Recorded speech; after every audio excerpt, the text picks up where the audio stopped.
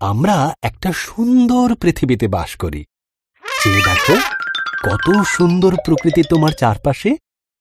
চলো আমরা সৃষ্টির শুরুতে ফিরে যাই, দেখি বাইবেল আমাদের সে বিষয়ে কি বলে।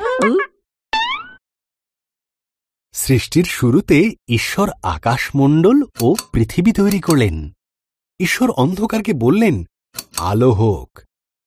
এই আলোকে তিনি নাম দিলেন দিন, আর অন্ধকারকে নাম দিলেন রাত্রি। প্রথম দিন শেষ হল।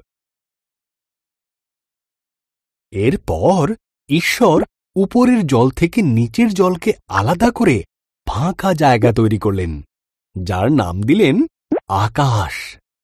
দ্বিতীয় দিন শেষ হল। ঈশ্বর সমস্ত জল একত্র করলেন, এর ফলে শুকনো জায়গা দেখা দিল। তিনি শুকনো জায়গার নাম দিলেন ভূমি, আর জমা জলের নাম দিলেন সমুদ্র। তারপর তিনি তৈরি করলেন ঘাস, শস্য ও গাছপালা।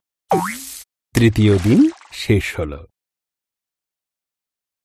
এরপর ঈশ্বর আকাশে বিভিন্ন আলো তৈরি করলেন, দিনের জন্য সূর্যকে আর রাতের জন্য চাঁদ ও তারাদের তৈরি করলেন। চতুর্থ দিন শেষ হল। ঈশ্বর মাছেদের সৃষ্টি করলেন জলে সাঁতার কাটার জন্য, আর পাখিদের সৃষ্টি করলেন আকাশে ওড়ার জন্য। তোমাদের সন্তান হোক, তিনি তাদের বললেন, তোমরা বংশবৃদ্ধিতে ও সুরে পৃথিবীকে ভরিয়ে দাও। পঞ্চম দিন শেষ হল। এরপর ঈশ্বর পশুদের সৃষ্টি করলেন। তিনি গৃহপালিত পশু, বন্য পশু ও সরীসৃপ প্রাণী তৈরি করলেন। ঈশ্বর বললেন, আরও একটি সৃষ্টি বাকি আছে, যা সবার মধ্যে অত্যন্ত মূল্যবান।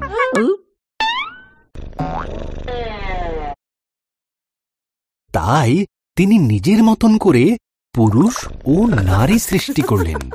তিনি বললেন, তোমাদের সন্তান হোক, পৃথিবীর দায়িত্ব নাও, মাছ ও পশু পাখিদের যত্নে রেখো।